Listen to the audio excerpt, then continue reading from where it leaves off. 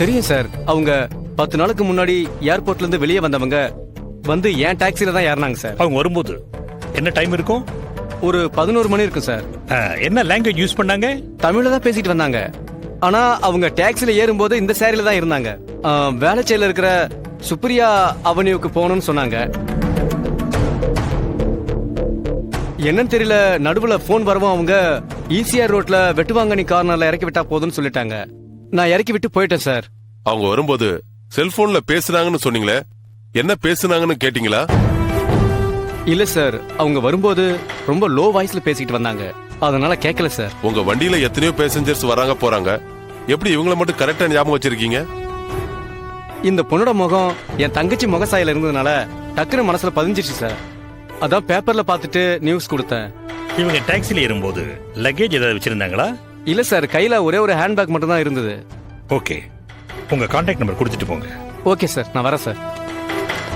Sir, ராத்திரி 11 மணிக்கு அரைவேல் ஆகிற ஃபிளைட்னா மும்பை ஃபிளைட் தான் நினைக்கிறேன். சோ இந்த பொண்ணு மும்பையை சேர்ந்தவள தான் இருக்கணும். இமிடியேட்டா நான் ஆக்ஷன் எடுக்கிறேன். ஏதாவது டெவலப்மெண்ட்னா உங்களுக்கு உடனே இன்ஃபார்ம் பண்றேன் சார்.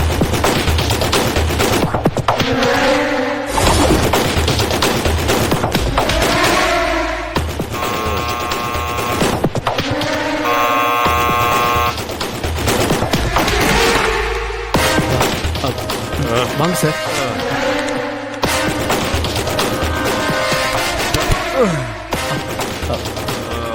சார், என்னதானா? ஆபீஸ்க்கு போலையா சார்? இல்ல போல. இன்னைக்கு ஏதோ முக்கியமான மீட்டிங் இருக்கு, வெளியில இருந்து ஆட்கள்லாம் வராங்கன்னு சொன்னீங்க.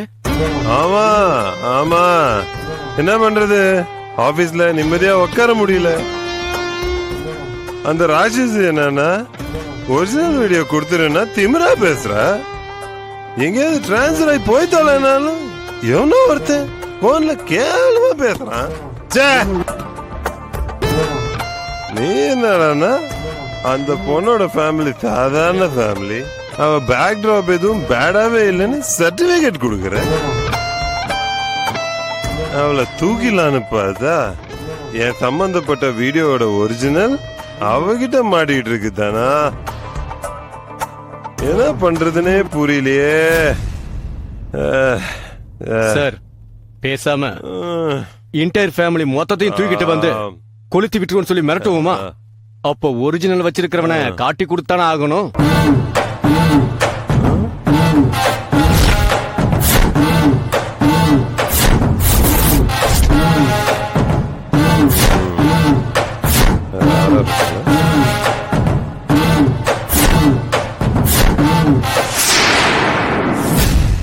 துணிஞ்சுதான் ஆகணும் தானா?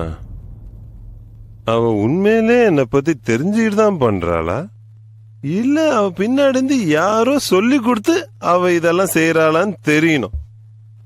அதுக்கு ஒரு விஷயம் நீ பண்ணியே ஆகணும். சொல்லுங்க சார்.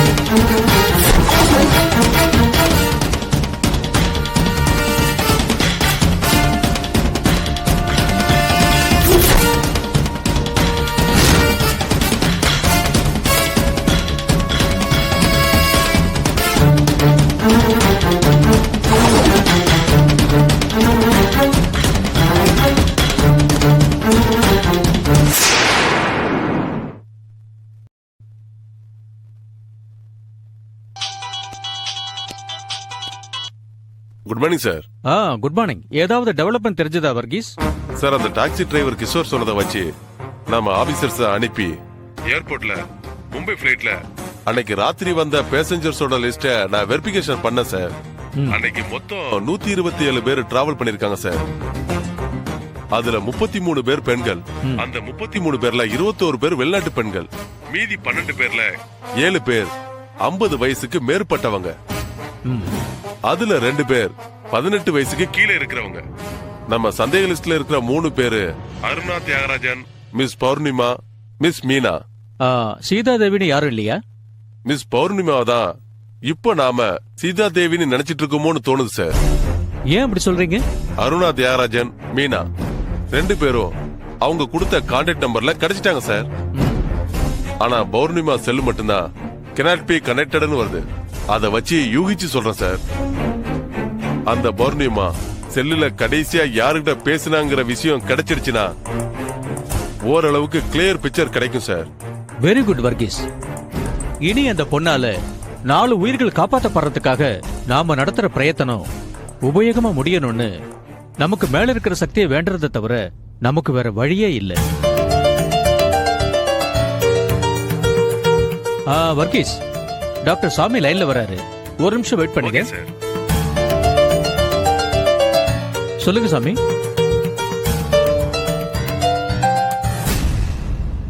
வாட்? சரி, நான் இப்பவே புறப்படுறேன்.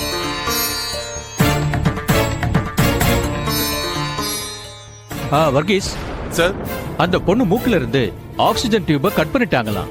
ஓ my god. She is dead now. Sir, நான் உடனே ஹாஸ்பிட்டலுக்கு வரேன் சார். ஓகே வர்கீஸ், நானும் வரேன். Yes sir.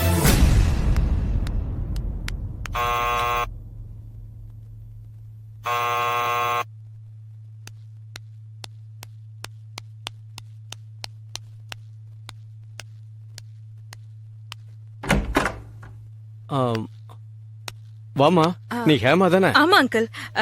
நீங்க? நான் தீபாவோட அப்பா அம்மா. ஓ, தீபாக்கு என்னாச்சு? ஒரே வாமிட்மா, உடம்பு சரியில்லை, மேல இருக்கா, போய் பாரு. நான் ஓகே டேப்லெட்ஸ் வாங்கிட்டு வரேம்மா.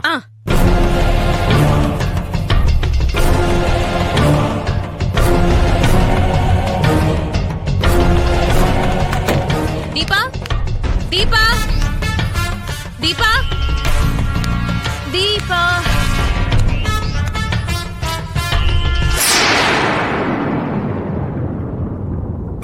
தீபா, எங்க காணோம்? சார், கூட படிக்கிற பொண்ணு லீவுன்னு தெரிஞ்ச உடனேயே அவளுக்கு உடம்பு சரியில்லைங்கிற மாதிரி ஒரு பொய்ய சொல்லி அந்த ஹேமாவை நம்ம இடத்துக்கு வர சொல்லிட்டேன். இனிமே நீங்க தைரியமா உங்க விஷயத்தை தொடங்கலாம்.